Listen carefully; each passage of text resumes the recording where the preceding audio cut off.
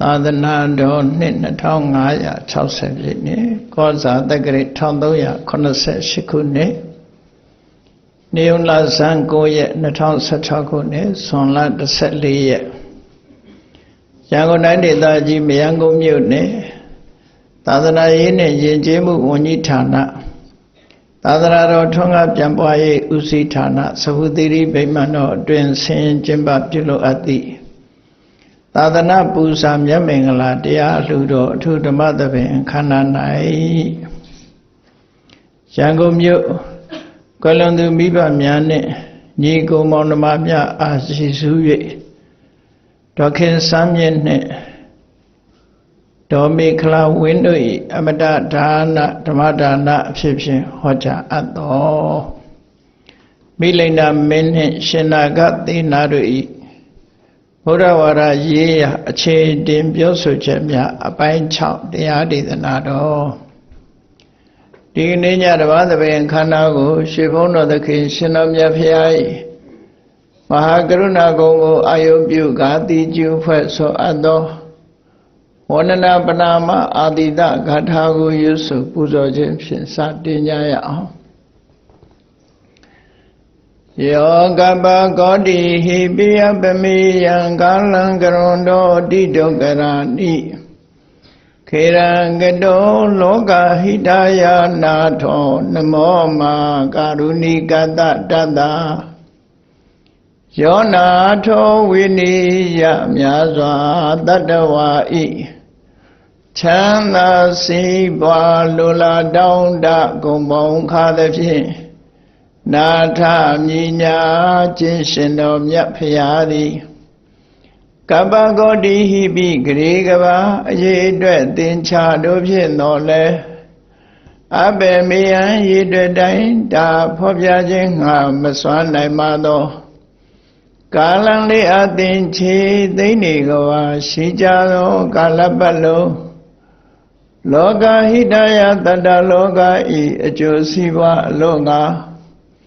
အတိဒုက္ခရာနိဥစ္စာအသက်ချေလဲအင်္ဂါမေတ္တာကြီးမှသမိတာနှင့်တထာဇနီဆွန်ခြင်းကြီးဟုကျက်တိထဝေငါးသွဲအစုအလွန်ခဲရင်သောမူတို့ကိုကရွန်တော်ဖျားဖြစ်ရန်ရည်တန်ကြိုးကုပ်အားထုတ်တော်မူရသည်ဖြစ်၍ခေရန်လက်ချေမျက်လုံးအသက်ဆုံးလည်းရဲ့နှလုံးစိတ်ဝံကိုရောဤပင်မညင်းတို့ကတောဘဝတဏ္ဍကျိန်ဖန်များစွာရောက်တော်မူခဲ့ရရှာလေပြီမဟာကရုဏီကသတ္တဝါများရင်ဝေသားကဲ့သို့တနာချစ်ခင်မဟာကရုဏာရှင်ဖြစ်တော်မူသောတသနာထသဝိနည်းများစွာတတ္တဝါဤချမ်းသာစီးပွားလိုလားတောင်းတဂုံပေါင်းခါသဖြင့်နာထမြညာထိုရှင်တော်မြတ်ဖရာအားနမောယုတိပြောင်းပြော့မှန်ကိုလျော်၍ကရောယုကျိုးရှိခိုးခြင်းသည်အထုဘဝတုစင်စစ်မသွေဖြစ်ပါစေတည်း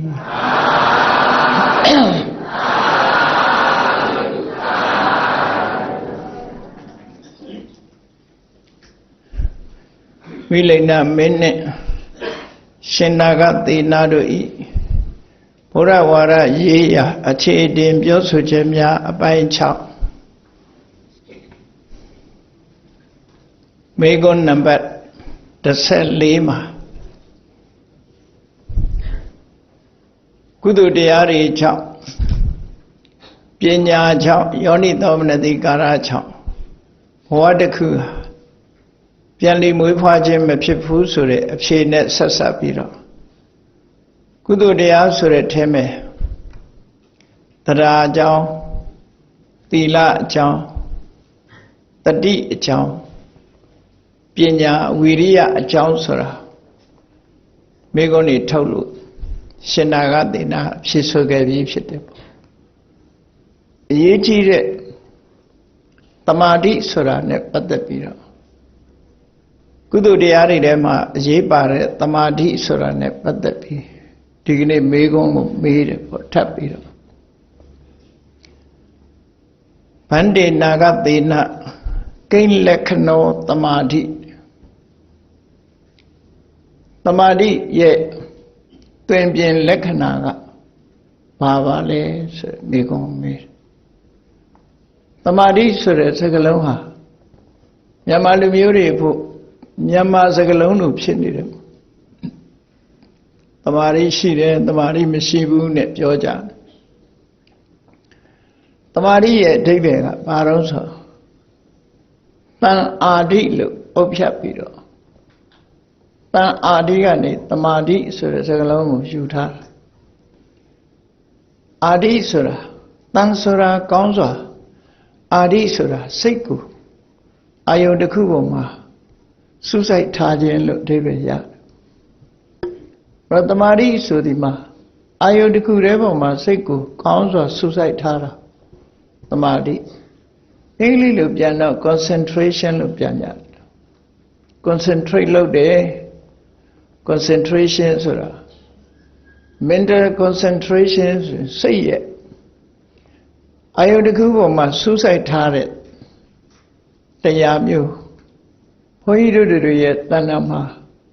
say ha Yamayaka Ayo de Kurevoma Ye Nida Mushi To get legion like this, you know. Ayo de Kurevoma Jashi so Yatita Twilly Willy Oma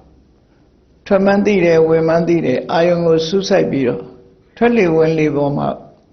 Say Sai Tala Lucian Tamari Yashi Laja Urawada Winnie Doromyamya Tamari go Legion Kama Twilly Willy Boma Trade Ayo legally a T-Dore near Winlare Kama legally T-Dore near Ayo Site Habiro Winley Twelly Surao Say Yado Lichin Shija The Dine Baguarunuso The D Sura Eri Niyama Maya Nira The D Ayo Mama Suicide Jadama Tamadi Luso Today when a mother D Tani Raga the D a mother D Tare Dime T Ayonga Loebi the Cha Ayo Yomadora Tamadi Sura Tine Munet or Shitabo Rajawo Eri Tamari Diaye Amadla Lekana Characteristic Pava Le Ludari Yichinema Tada Viriya Tadi Tamadi Pinya Lusure Saisan Ari Ngamyo Shire Eri Ngamyo Rema Tamadi Sure Tuavadia Ayunga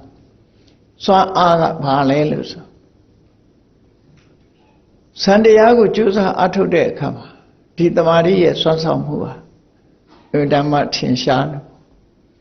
Ayo de Kureva Masiku Jashiswa Susi Tanena Tamadi Eri Tamadi Swan Arne Ayo de Kureva Loebi the Cha Ayo Masiha Pianwen Dora Mashive Ayo de Kureva Masiha Suja Dwanene Tamadi Dea Tamadi Yavi Solution Ludeha Kokana Goyi Le Piaudarari Ye Muli the Kure Chanora Ioni the Kureve Shirode the Chahari Boma say me out of Kanago Piaubido Iowa Marin say young needed the lady. They are told the Bogoriha, Musum do at that. Amari Gauna we say do at that. Now so Madare Ioni the Kurema say her Ye Navi so Don't then the Maria say her the Cha Ion Bego, good Wajem Shivene. The Ioni the Kurevoma, Tatalele Chenevi saying that the Maria Trusora. Eri the Maria Amada Lekana, Valelu, Tago Mira. Mire Kama, Shenagadina Abshire. Pamukha Lekana, Maharaja Tamadi. Pamukha Lekana. ကြီးမှုပြီးတော့ဖြစ်ပေါ်လာတဲ့အခြေအနေကောင်းတွေအားလုံးကိုဥဆောင်ကြီးမှုသွားတဲ့သဘောတရားဥဆောင်ကြီးမှုသွားတဲ့အမှတ်သားလက္ခဏာရှိတယ်လို့ဆိုပြီးတော့ယေကေစိကုသလဓမ္မတဗ္ဗေတိတမာတိပမှုခာကုသိုလ်မှန်သမျှဟာတမာတိရဲ့စုစည်းမှုအောက်မှာရှိကြတယ်တမာတိပေါ်မှာအားလုံးဟာစုမိသွားကြတယ်တမာတိဆိုတာက concentrate ဆိုတဲ့အဓိပ္ပာယ်ကစိတ်တွေအားလုံးစုကြသွားအောင်လုပ်ပေးတာတခြားတွေပြန့်ထွက်သွားတာမရှိဘူးတခုတည်းစုမိသွားအောင်စုယူတာအလုံးတွေ့ပြီးကြလိမ့်မယ်နေအောင်ခြေလေးကိုဒီ magnetic flying grass လို့ခေါ်တဲ့ဒီမှန်ဘလူးပေါ့လေ magnetic flying glass မှန်ဘလူးလေးကင်ပြီးတော့နေအောင်ခြေကိုစုစည်းလိုက်တဲ့အခါမှာနေအောင်ခြေဟာအပြောက်ကလေးဖြစ်လာအဲ့ဒီအပြောက်အဆက်လေးကိုစက္ကူပေါ်တို့တစ်ခုခုပေါ်မှာထားလိုက်မယ်ဆိုလို့ရှိရင်အဲ့စက္ကူလေးကမိထတောင်နေအောင်ခြေကိုစုစည်းလိုက်တဲ့အခါစွမ်းအားဖြစ်လာအဲ့ဒါလိုပဲစိတ်တွေဟာဟိုရောက်ဒီရောက်မရောက်ဘဲနဲ့တဏှာထဲမှာစုပေးလိုက်တဲ့အခါမှာအစွမ်းထက်လာတယ်လို့ဆိုလို့တယ်ဒါမို့တမာတိကအလုံးကိုစုစည်းပေးပြီးဥဆောင်သွားတယ်လို့စိတ်အလုံးစိတ်နဲ့တစ်ဖက်ဖြစ်တဲ့စေတသိက်တွေကိုဒီတမာတိကနေဥဆောင်ပေးထားတော့အလုံးဟာတမာတိဥဆောင်ရာနောက်ကိုလိုက်ကြရတယ်ဒီလိုဆိုလို့ရပေါ့နော်နေကထွက်လာတဲ့နေအောင်ချီတွေဟာအဲ့ဒီမှန်ဘလူးရဲ့ဆွဆောင်မှုအောက်မှာလိုက်သွားကြတယ်အပူရှိန်တွေဟာမြင့်တက်လာတယ်အဲ့ဒါလိုပဲယေကေစိကုသလဓမ္မတဗ္ဗေတိတမာတိပမှုခာတမာတိရဲ့ဥဆောင်မှုအောက်ရောက်သွားပြီတမာတိနေနာတမာတိပဲအားလုံးညွတ်သွားတမာတိပေါ်နာတမာတိပဲကိုင်းသွားပြီတမာတိပပ္ပါရာတမာတိပဲရှိုင်းအားလုံးဟာဒီဘက်မှာညွတ်သွားတယ်လို့တမာတိဥဆောင်မှုအောက်မှာအားလုံးရောက်သွားစိတ်အားလုံးဟာလွတ်ပြတ်ခြင်းမရှိတော့ပဲနဲ့တမာတိစုစည်းပေးထားတဲ့အတိုင်းအာယုန်တစ်ခုတည်းပေါ်မှာစုကြသွားတယ်လို့ဒီလိုအဓိပ္ပာယ်ပြောတာနော်အဲ့ဒါကြောင့်မို့လို့ဥဆောင်စုစည်းပေးတဲ့အစွမ်းရဲ့လက္ခဏာရှိတယ်အမှတ်သားလက္ခဏာရှိတယ်လို့ကုသိုလ်တရားမှန်သမျှတမာတိရှိပြီဆိုရင်စုဆောင်စုပေးထားနိုင်တယ်စွမ်းဆောင်ကြည်မှုထားနိုင်တယ်အဲ့ဒါလို့ပြောလိုက်တဲ့အခါမှာမိလိုက်တာမင်းကြီးကအရှင်ဘုရားဥပမာလေးနဲ့ပေးပါအောင်ဥပမာလေးပြောပါအောင်လောကမှာဥပမာလေးတွေကအထိပ္ပယ်ကိုပို့ပြီးတော့ရှင်းလင်းပြသစေတယ်ဥပမာယမိတိကိစ္စေအထံဇာနန္တိပဏိတာဥပမာစကားနဲ့ပြောမယ်ဆိုရင်အသိဉာဏ်ရှိတဲ့ပုဂ္ဂိုလ်တွေဟာပို့ပြီးတော့ရှင်းလင်းပြသဆိုတာနားလည်နိုင်တယ်ပေါ့တခုတည်းပေါ်မှာစုသွားတယ်ဆိုတဲ့အလုံးဟာစုပြီးတော့ဒီနေတယ်ဆိုတဲ့သဘောတရားတစ်ခုဥပမာပေးတော့ရှင်နာဂသိဏဘလို့ဥပမာပေးတော့ယထာမဟာရာဇကုတာခရတ္တယာကာစီခောပါဏတိယောဆုလစ်မွန်းချွန်အထွတ်တတ်တဲ့မြန်မာနိုင်ငံမှာတော့ပြတ်သက်ဆောင်နော်အဲ့ဒီပြတ်သက်ဆောင်ဆိုတာရှိသမျှဒီအမိုးပေါ်မှာတင်တဲ့အသားတွေအချင်းရနေဒိုင်းမြားလို့ခေါ်တယ်ဒီစကားလုံးတွေကတော့လက်သမားတွေမှာပို့သိပါအချင်းနဲ့ရနေတဲ့ဒိုင်းနဲ့မြားတဲ့ဒိုင်းတင်နေဆိုတာတော့ကြောင်းမှာပေါ့နော်အမိုးမိုးဖို့အမိုးပုံစံအတိုင်းဒိုင်းတင်ညာအချင်းရနေဒိုင်းမြားဆိုတဲ့အသားတွေအားလုံးဟာပြတ်သက်ဆောင်ပါလာလို့ရှိရင်ပြတ်သက်ဘ ਹੁ ကိုဥတည်ပြီးတော့အားလုံးဟာသွားကြတယ်ပေါ့ဘ ਹੁ ချက်ကိုဥတည်ထားကြတယ်အဲ့ဒီပေါ်မှာအားလုံးစုမိသွားတယ် ချွန်တက်ပြီဆိုရင်အချွန်ကိုအလုံးအမိပြုကြတယ်။ဘာလဲဥပမာပို့တူတော့ဆိုထီးနဲ့ကြည့်လိုက်။ထီးမှာခရိုင်နေအလုံးဟာထီးရဲ့ဗဟုချက်မှာသွားစုကြတယ်ပေါ့နော်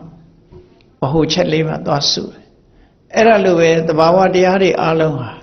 တမာတိအောင်မှာသွားစုကြတယ်လို့ဆိုတော့ကုသိုလ်တရားတွေမှန်သမျှတမာတိအောင်သွားစုအိမ်ပြန်ရင်ထီးလေးဖွင့်ကြည့်ပေါ့ထီးရဲ့အရွက်ရဲ့ရိုးထန်တွေအလုံးဟာထိတ်ကိုသွားစုတယ်အဲ့ဒီသွားစုတယ်လို့ပဲတဲ့အထွတ်တက်တဲ့အထွတ်တင်တဲ့အိမ်ဘုရင်တွေအိမ်မှာဆိုရင်ပြတ်သက်ဆောင်ကြီးတွေထဲတယ်အဲ့ပြတ်သက်ဆောင်ကြီးတွေအမိုးဟာအဲ့ဒါကိုဗဟုပြုပြီးအလုံးစုထားတယ်လို့ပဲအချင်းရနေတိုင်းများဆိုတဲ့အသားတွေဟာပြတ်သက်ကိုဥတည်ပြီးတော့တည်ရှိနေကြတယ်အလုံးဟာအိမ်အထွတ်ကိုအိမ်အထွတ်ဘက်ကိုအလုံးဟာဥတည်နေကြတယ်တဲ့အိမ်အထွတ်ကိုအဓိကထားပြီးတော့အဲ့ဒီပေါ်မှာမေးတင်ပြီးတွဲဖက်ပြီးထားကြတယ်လို့ဆိုလို့တယ်ပေါ့နော်အဲ့ဒီတိုင်းပဲတဲ့ကုသိုလ်တရားမှန်သမျှဟာတမာရီပေါ်မှာအလုံးစုပြီးတော့တည်ချရတယ်လို့ဆိုလို့တယ်တမာရီကဆွဲစီထားသည့်အတွက်ကြောင့်အလုံးဟာတမာရီပေါ်မှာတည်ပြီးတော့နေကြလို့တမာတိဟာဥဆောင်ပြီးတော့စုစည်းပေးထားနိုင်တဲ့စွမ်းအင်လက္ခဏာရှိတယ်လို့ဒီလိုမှတ်သားရမှာဖြစ်တယ်လို့မိလိနာမင်းကြီးကိုရှင်းပြတယ်အဲ့ဒါလို့ရှင်းပြတော့ဘယံဥပမာကရောဟိရှင်ဘုရားနောက်ထပ်ဥပမာတစ်ခုထပ်ပေးနိုင်အောင်မလားပို့ပြီးတော့ရှင်းလင်းအောင်ထပ်ပေးပါအောင်ဆိုတော့ဘာနဲ့ဥပမာပေးတော့ဆိုယထာမဟာရာဇကောစီရာဇစတုရင်ကိနိယသေနာယတတ္ထေသင်္ကမ္မဩထရေယဘယင်ကိုယ်တိုင်ဥဆောင်ပြီးတော့စစ်ပွဲကိုဝင်နှွဲတယ်ဘယင်ကိုယ်တိုင်တိုက်တဲ့စစ်မြန်မာနိုင်ငံမှာဆိုလို့ရှိရင်မင်းရဲ့ကြော်စွာတို့ဘာတို့စစ်တမဟာနာမည်ကြီးတယ်ပေါ့နော်18နှစ်သားအရွယ်လောက်ကနေပြီးတော့တကယ်ကိုစစ်ဘယင်လုပ်ပြီးတိုက်ခိုက်ကြတယ်အဲ့ဒီလိုစစ်တိုက်တဲ့အခါမှာတဲ့နောက်လိုက်ဘိုးဘာစစ်တီတွေရှေးခေတ်ကတော့စင်ဓာတ်မြင်းဓာတ်ယထာဓာတ်ဆိုတာမြင်းယထာခြေလင်းစစ်တပ်ဆိုပြီးတော့အချိုးကျဖွဲ့စည်းထားတဲ့အတိုင်းအဲ့ဒီစစ်တပ်တွေအားလုံးဟာဘယင်ကိုယ်တိုင်ထွက်တိုက်ပြီးဆိုလို့ရှိရင်နော်ဘယင်ကိုယ်တိုင်ထွက်တိုက်အားလုံးဆင်းနေမြင်းနေပါတဲ့အားလုံးဟာဘယင်ကိုပဲဝိုင်းပြီးဝန်းရံချကြတယ်ဘယင်ကိုပဲဝန်းရံကြတယ်အကယ်၍ဘယင်ကိုဝန်းမရနိုင်ဘူးဆိုရင်ဘယင်မြန်မြန်စစ်ပွဲမှာကြာသွားတယ်ပေါ့အားလုံးဟာဘယင်ကိုဥတီထားပြီးတော့စစ်အင်အားနဲ့ရန်သူကိုထိခိုက်ဒီတိုက်ခိုက်ကြတယ်ပေါ့အဲ့ဒါလိုပဲတဲ့ကုသိုလ်တရားတွေမှန်သမျှတမာတိကိုသွားစုကြတယ်တမာတိစွမ်းအားနဲ့ကုသိုလ်တရားတွေရဲ့အစွမ်းတတ္တိဟာပိုထက်လာတယ်တမာတိကစုစည်းထားသည့်အတွက်ကြောင့်ကုသိုလ်တရားတွေဒါပေမဲ့တမာတိကစုစည်းတဲ့ကုသိုလ်တွေဆိုတာဘာတွေတုံးဆိုရင်ခုနပြောတဲ့တတ္ထာတို့သီလတို့နော်ဝိရိယတို့တတိတို့ပညာတို့ဆိုတာဒါတမာတိကနေစုစည်းထားတာဆိုင်ရာအစွမ်းတတ္တိတွေအလုံးကိုစုစည်းထားတော့တမာတိပေါ်မှာစုဝေးပြီးတော့ဝန်းရံနေကြတယ်လို့ဆိုလို့တယ်ပေါ့အဲ့ဒါလို့ဒါကြောင့်မို့လို့ကုသိုလ်တရားတွေမှန်သမျှကုသိုလ်မှန်သမျှတွေကိုဥဆောင်ဥရွက်ရှစ်ဆောင်လှုပ်ထားလို့ဝိညာဉ်ချင်းခံရလို့တမာတိကိုပမုခလက္ခဏာဥစီကောင်းဆောင်လုပ်တယ်ဆိုတဲ့အမှတ်သားရှိတယ်လို့ဒီလိုမှတ်သားရပါတယ်တဲ့ရသော်ဘုရားကိုယ်တိုင်ကလည်းပဲဟောကြားထားခဲ့တာရှိပါတယ်တဲ့တမာတိနဲ့ပတ်သက်ပြီးတ မာဒိန်ဘိက္ခွေဘာဝိထယဟန်တို့စိတ်တည်ငြိမ်မှုတမာတိကိုကိုယ်တဏ္ဍာမှာတိုးတက်လာအောင်ကြိုးစားကြတမာဟိတောယထာဘုဒ္ဓံသာနာတိပတ္တိတမာတိရှိတဲ့ပုဂ္ဂိုလ်ဟာအမှန်ကန်ကိုနားလည်တယ်တမာတိကိုဖြစ်အောင်လို့တမာတိရှိလာပြီဆိုရင်အမှန်ကန်မြင်လာတယ်တဘာဝအစစ်မှန်ကိုတမာတိနဲ့မှမြင်နိုင်တယ်ပေါ့တမာတိနဲ့စုစည်းပေးထားလို့ရှိရင်မြင်လာနိုင်တယ်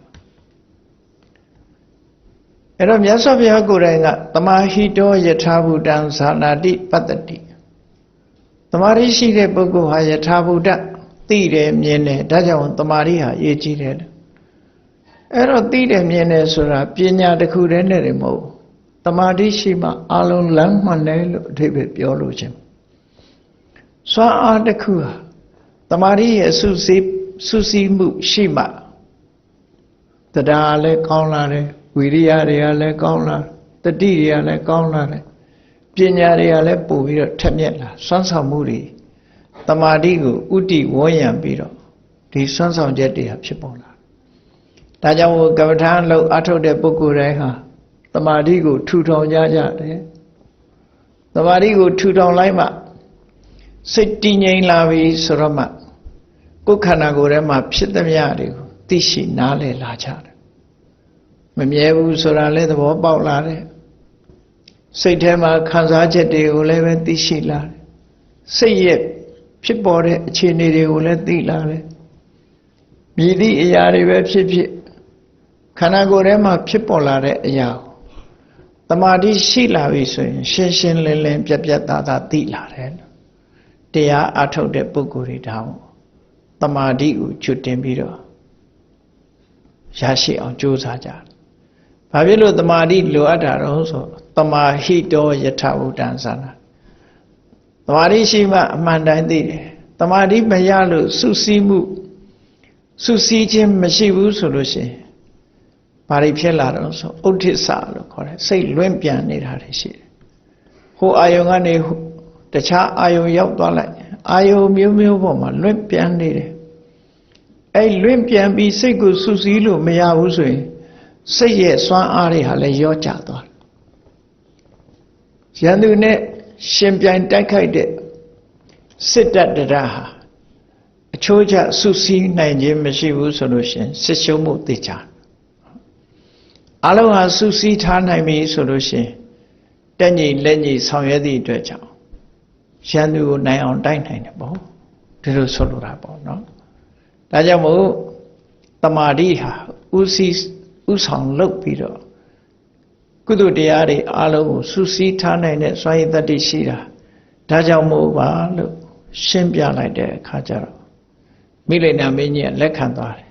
ကံလောတိဗန္တိနာဂတေရှင်းပြတာတင်းတင်းလျောက်ပတ်ပါတယ်ကျင့်တတ်ပါတယ်ဆိုတဲ့အဓိပ္ပာယ်မျိုးရောက်တင်းတင်းလျောက်ပတ်ပါတယ်အဲ့ဒီလိုသူမေးတဲ့ကုသိုလ်တရားတွေဟာသီလတတ္ထာတစ်ခုစီသူမေးလာတာအဲ့ဒီလိုမေးလာလို့အဲ့ဒီထဲမှာကျမ်းနေတဲ့တရားတစ်ခုကပါတော့ဆိုပညာဆိုတာနဲ့ပတ်သက်ပြီးမေးပညာကိုမြန်မာလူမျိုးတွေကအတန်ထွက်တဲ့အခါပညာဆိုပြီးတော့ရရည်ရပင်တန်ထည့်ပြီးတော့ဆိုလို့ရှိကြတယ်အမှန်တော့ရရည်တန်ရပင်တန်မပါဘဲနဲ့ပညာလို့ပဲဆိုသင့်တယ်ပေါ့နော်ပညာမဟုတ်ဘူးပညာဆိုရင်အပြင်ကညာနေတာပဲဖြစ်သွားလိမ့်မယ်အဲ့တော့ပညာလို့ပဲပြီးသားဆိုပညာဆိုတာကွယ်ပြားခွဲခြားသိတတ်တယ်ဆိုတဲ့အဓိပ္ပာယ်ရအဲ့ဒါနဲ့ပတ်သက်ပြီးတော့မေခွန်းထုတ်တယ်ဗန္တိနာဂသေနခိလက္ခဏာပညာအရှင်နာဂသေနပညာရဲ့အမှတ်သားလက္ခဏာကိုပြောပါအောင်လေပညာဆိုတာဘယ်လိုနားလဲရဘယ်ရာပဲဖြစ်ဖြစ်အမှတ်သားလေးတွေကနေကြည့်ပြီးတော့ဆိုင်းလေးတွေရှိတယ်သူ့ရဲ့ characteristic လို့ခေါ်တယ်အမှတ်သားလေးတွေရှိတယ် အမှတ်သားကနေပြီးတော့ကြည့်ပြောချတယ်အဲ့တော့ပညာရဲ့သဘောတရားအမှတ်သားသူ့ရဲ့သဘာဝလက္ခဏာဘာလဲလို့မေးတာပေါ့ဆိုတော့ရှင်နာဂသေနာပြောတယ်ပုပ္ပိဝါခောမဟာရသမယဝုဒ္ဓစေရဏလက္ခဏာပညာတိရှေ့ပိုင်းနာမှာသူပြောခဲ့ပြီးသားပညာဟာစေရဏလက္ခဏာနော်ပညာဟာဆုံးဖြတ်ခြင်းလက္ခဏာရှိတယ်လို့ရှေ့နာမှာပြောခဲ့ပြီးသားမိလိန်နာမင်းကြီးကိုပြောထားတယ်ပညာဟာဖြတ်တောက်တယ်ယတိပြတ်သိနိုင်တယ်စေတနာလက္ခဏာဖြတ်တောက်ခြင်းဆုံးဖြတ်ခြင်းလက္ခဏာရှိတယ်လို့ပြောခဲ့ပြီးသားအပိစဩဘတလက္ခဏာပညာနောက်တနည်းပြောရမယ်ဆိုရင်ပညာဆိုတာအလင်းအောင်ဖြန့်ကျင်းခြင်းလက္ခဏာရှိတယ်အလင်းပေးခြင်းလက္ခဏာရှိတယ်ပေါ့ပညာဆိုတာအလင်းနဲ့သဘာဝတူတယ်ပေါ့ဖုံးကွယ်နေတဲ့အရာတစ်ခုမှောင်ထဲရောက်နေတဲ့အရာတစ်ခုဆိုတာမျိုးမဖြစ်အောင်ပညာကအလင်းနဲ့အလားတန်တူတယ်လင်းနဲ့ချင်းလင်းချင်းစေတယ်ပွင့်လင်းနဲ့ထင်ရှားတယ်ဆိုတော့ပညာရဲ့အောက်မှာဆိုလို့ရှိရင်အလုံးဟာပွင့်လင်းနဲ့မြင်သာတယ်အလင်းရောင်အောက်မှာအလုံးဟာထင်ထင်ရှားရှားမြင်ရတယ်အဲ့ဒါကြောင့်ဩဘတလက္ခဏာအလင်းရောင်ပေးခြင်းလက္ခဏာရှိတယ်မှောင်းနေရင်သို့မဟုတ်ဘိုးတော်ဝါဖြစ်နေရှင်းရှင်းလင်းလင်းမြင်ရမှာမဟုတ်ဘူးလင်းချင်းနေပြီဆိုလို့ရှိရင်တော့ကွယ်ကွယ်ပြားပြားမြင်ရတယ်ပေါ့အဲ့ဒါကြောင့်မို့အလင်းရောင်တဲ့ပညာနဲ့နှိုင်းရှင်ပြီးတော့ပြောထားတဲ့စကားတစ်ခုပဲရှင်းရှင်းလင်းလင်းပြတ်ပြတ်သားသားမြင်အောင်ဆွမ်းဆောင်ပေးခြင်းလက္ခဏာရှိတယ်မြင်တတ်တဲ့စွမ်းရည်လက္ခဏာရှိတယ်ဒီလိုဆိုတော့ပေါ့အဲ့လိုဖြေလိုက်တဲ့အခါမိလိန်နာမင်းကြီးကကထံပန္တိဩဘာဒနာလက္ခဏာပညာဘယ်လိုပညာကလင်းချင်းအောင်လင်းလင်းချင်းချင်းသိတဲ့လက္ခဏာရှိတာတော့လို့ဆိုပညာမဟာရာဇဥပ္ပိစ္ဆမာနာအဝိဇ္ဇန္ဒကာရီကာရံဝိတမေတိလူတွေရဲ့အသိစိတ်ထဲမှာအသိပညာဆိုတာဖြစ်လာပြီဆိုလို့ရှိရင်မသိဘူးဆိုတဲ့အမှောင်ဟာပျောက်သွားတယ်နော်မသိဘူးဆိုတာပညာဖြစ်လာလို့ရှိရင်မသိဘူးဆိုတာမရှိဘူးမသိတာအမှောင်နဲ့တူတယ်ပေါ့ကိုမသိတဲ့အကြောင်းအရာတစ်ခုသိလိုက်တာနဲ့လင်းသွားတယ်လေနော်ကိုမသိရင်မှောင်နေတာပဲကွယ်ထားသလိုဖြစ်နေဒါတွေကတင်စားပြီးတော့ပြောတာအမှောင်တို့အလင်းတို့ဆိုတာတင်စားပြောတာဒီပဂတိအလင်းကိုပြောတာမဟုတ်မသိသေးတဲ့အကြောင်းအရာဟာမမြင်ရတဲ့အကြောင်းအရာဖြစ်သည့်အတွက်ကြောင့်အမှောင်တို့ပြောတာ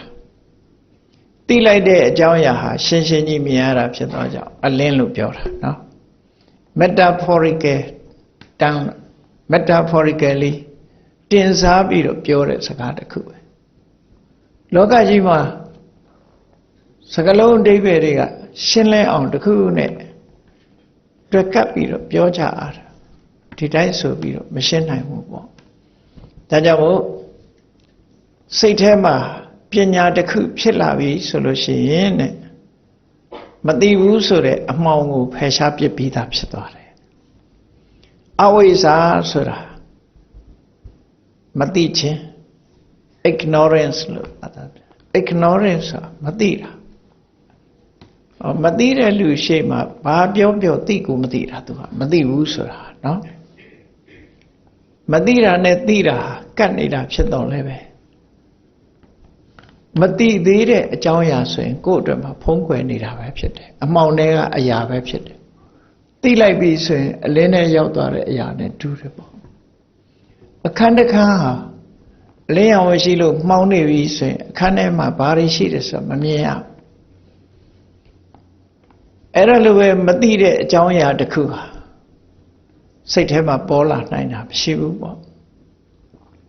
အေးပညာဆိုတာဖြစ်လိုက်ပြီဆိုရင်သိသွားပြီသိသွားလို့ရှိရင်အမှောင်ပြောက်သွားတာ ਨੇ တူတူပဲလို့ဒီလိုတင်စားပြီးသုံးတယ်ဝိသောဘာတံစနေတိသိတယ်ဆိုတဲ့အလင်းကိုဖြစ်ပေါ်စေတယ် ညာနာလောကံဝိထံသေတိအတိညာဆိုတဲ့အလင်းရောင်ကိုဖြစ်ပေါ်စေတယ်တပည့်စัจ जा မှာမြတ်စွာဘုရားဟောထားရှိတယ်လေနော်စက္ခုံဥဒ္ဒပါတိညာနာဥဒ္ဒပါတိပညာဥဒ္ဒပါတိဝိဇ္ဇာဥဒ္ဒပါတိအလောကောဥဒ္ဒပါတိအရင်တော့မသိဘူးတဲ့ဒါဟာဒုက္ခဒါဒုက္ခဖြစ်ကြောင်းတရားဒါကဒုက္ခချုပ်ငြိမ်းရာဖြစ်ပြီးဒါဒုက္ခချုပ်ငြိမ်းရာသို့ရောက်စေတတ်တဲ့အချင်းတရားဆိုတဲ့ဒီဒုက္ခသမုဒယនិရောဓမဂ္ဂဆိုတဲ့သစ္စာ၄ပါးအရင်ကမသိဘူးအခုကျတော့ဒါဒုက္ခဆိုတာသိသွားတယ်မြင်သွားတယ်စက္ခုံဥဒ္ဒပါတိမျက်လုံးရလာတယ်ဒီလိုဆိုလိုတာပေါ့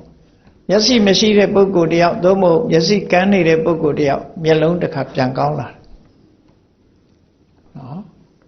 မျက်စိကွဲနေတဲ့ပုဂ္ဂိုလ်တယောက်ဘယ်တော့မှမျက်စိငယ်ငယ်လေးကမျက်စိကတိမ်ဖုံးပြီးတော့ကွဲနေတယ်ဆရာကောင်းသမားကောင်းနဲ့တွေ့လို့ကုသလိုက်တဲ့အခါကျတော့တိမ်ပြောက်သွားပြီးတော့အလင်းတွေမြင်လာရတယ်ဒါစက္ခုံဥဒ္ဒပါတိပဲနော်မျက်လုံးရလာတယ်မျက်လုံးရလာတယ်တင်စားတာပြောတာအတိညာစက္ခုံဥဒ္ဒပါတိညာနာဥဒ္ဒပါတိအတိတရားတွေရလာတယ်ပညာဥဒ္ဒပါတိခွဲခွဲခြားခြားသိတာတွေအလောကောဥဒ္ဒပါတိအလင်းတွေရလာတယ်ဒီလိုဆိုလို့တယ်ဉာဏ်ဖြစ်လာ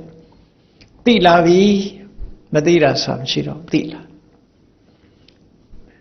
အဲ့ဒီလိုပညာဆိုတာအတိဆိုတဲ့အလင်းရောင်ကိုဖြစ်ပေါ်စေတယ်အရိယသစ္စာနိပါကတာနိကရောတိ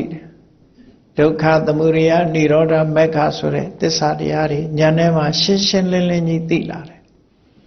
အဲ့ဒီသိအောင်လုပ်ပေးတယ်အဲ့ဒါလို့သိလာတဲ့အခါမှာတရားဓမ္မကျင့်ကြံကြိုးကိုအားထုတ်တဲ့ပုဂ္ဂိုလ်တယောက်ဟာဝိပဿနာမလုပ်ခင်ကမသိဘူးဝိပဿနာအလုပ်ကိုလုပ်ပြီးဆိုတဲ့အခါမှာဒီထွက်လေဝင်လေလေးပဲဗဟုပြုပြီးတော့ခြိတာပဲဖြစ်စေခန္ဓာကိုယ်ရဲ့လှုပ်ရှားမှုတွေဗဟုပြုပြီးတော့ခြိတာပဲဖြစ်စေစိတ်ခံစားမှုလေးကိုဗဟုပြုပြီးတော့ခြိတာပဲဖြစ်စေကိုယ်စိတ်လေးကိုဗဟုပြုပြီးတော့ခြိတာပဲဖြစ်စေခြိလိုက်တဲ့အခါမှာပေါ်လာလိုက်ပျောက်သွားလိုက်ဆိုတဲ့မမြဲတဲ့သဘောတရားကိုလည်းနားလည်လာတယ်မမြဲမှုတွေကအစင်ထာဝရဒလဆက်ရက်လို့မရအောင်နှိမ့်ဆက်နေတယ်ဆိုတဲ့ဒုက္ခသဘောတွေကိုလည်းနားလည်လာအဲ့ဒီမမြဲတဲ့အရာကြီးတစ်ခုမြဲအောင်လုပ်နိုင်စွမ်းကိုယ်မှမရှိဘူးကိုယ်ဆန္ဒအတိုင်းဘာတစ်ခုမှမရဘူးဆိုတဲ့အနတ္တသဘောတရားကိုလည်းပဲမြင်လာတယ်လို့ဆိုလိုတယ်ဒါကမ္မဋ္ဌာန်းတရားအားထုတ်ပြီးဆိုရင်နိစ္စဒုက္ခအနတ္တဆိုတာသိရှိလာတယ်အဲ့ဒါဘာနဲ့သိတာလဲဆိုပညာနဲ့သိတာထို့တူပဲကမ္မဋ္ဌာန်းတရားအားထုတ်လိုက်တဲ့အခါမှာရုပ်နဲ့နာမ်ကလွဲလို့ဘာမှမရှိဘူးဆိုတာရှင်းရှင်းလင်းလင်းကြီးသိသွားအဲ့ဒီယုံနာတွေဟာလည်းပဲဆိုင်ရာအကြောင်းတရားကြောင့်သာဖြစ်တာအကြောင်းပဲဖြစ်တာမဟုတ်ဘူးဆိုတာကိုလည်းရှင်းရှင်းလင်းလင်းသိသွားဖြစ်ပြီးယက်တည်နေတာမဟုတ်ဘူးမဖြစ်ခင်ကလည်းတဏှာမှာစုဝေးနေတာမဟုတ်ဘူးဖြစ်ပြီးပြတ်သွားတဲ့နောက်မှာလည်းတဏှာသွားပြီးစုပုံနေတာမရှိဘူးဆိုတာဒီလေရှင်းရှင်းလင်းလင်းကြီးနားလည်သွားတယ်ပေါ့အဲ့ဒီနားလည်သွားတာဘယ်သူကနားလည်သွားတော့ဆိုပညာနားလည်သွားတာကိုယ်တွေ့ပညာကအဲ့လိုသိစေတယ်လို့အနိစ္စန္တိဝါဒုက္ခန္တိဝါအနတ္တတိဝါသမ္မပညာယပတ္တိမှန်ကန်တဲ့ဝိပဿနာပညာနဲ့ဒါတွေကိုရှုမြင်နိုင်သွားတယ်ကိုယ်ထွေးကြည့်တဲ့အခါမမြဲဘူးဆိုတဲ့သဘောတွေဟာထင်းထင်းရှားရှားသိလာတယ်လို့ဒါကြောင့်မို့လို့ပညာဟာဩဘာသနလက္ခဏာအလင်းအောင်ပေးတာနဲ့တူတူပဲနော်မသိသေးတာတွေကိုသိအောင်လုပ်ပေးတာသိစေတယ်ပညာစွာနဲ့သိရတာဖြစ်သောကြောင့်ပညာဟာအလင်းသဘောပဲလို့ဒီလိုရှင်းပြတဲ့အခါရှင်းပြတဲ့ဥပမာပေးပါအောင်ပို့ပြီးတော့ထင်ရှားအောင်ဥပမာနဲ့ပြောပါအောင်ဆိုယထာမဟာရသပုရိသောအန္တကာရိခေဟေပတိပံပဝေသေးယအိန္ဒိကအခန်းတစ်ခုထဲမှာပရင်းပေါက်တွေကလည်းအကုန်လုံးပိတ်ထားတယ်ညလဲညကာလဆိုပါစို့ Eri a cane, Mounty, Bama Mia. Bama Mia, a canego. Meet on light. Bama Mia, Mouni Johnny, a canego, meet on light, come hard. Eri, turn like the meaty, a canema she, a mount who the meow chop yet. Me on young, a mounty alone of that. That alone Cheshire Ubama, no? Meet on like Mounty Daddy. Yamaluria, a mountain leno, Chenaya nature. They are saying me a walk and a yank Mount like, Pianton life, no? Error, a mounema, a lean out that. Error, over than Saniti, a lady have Chipolare, a lot can wait and they did. Yasine Chidoyare and 8 Hamuri Pilare. Rubani Pagatani Karoti. A canema Bari Shide Sura Polenla on Popiade, a lenga. Era Luve Piena Opisa Mana. Saitema Piena Chipolavi say, Wisa Sore Mongu Shimpide, Wisa Sore Leongu Posone, Nyan Sore Lengu. Miare Nyansore a lingo people sebi. This are leva tinsha piare look to solo rabal. She like the Kajara. Can Lord the Pandi Nagadina. Shempia Pira, Shemare. Then he over. Billy Naminia, the Wajato. Ero Tamarine Patate Mego, Pina ne Patate Mego. Eddie Mego. Sangavoti, Melu, Shelu, Pidore Kama. Such how come out Megon would do a set made. Set the Muro shade.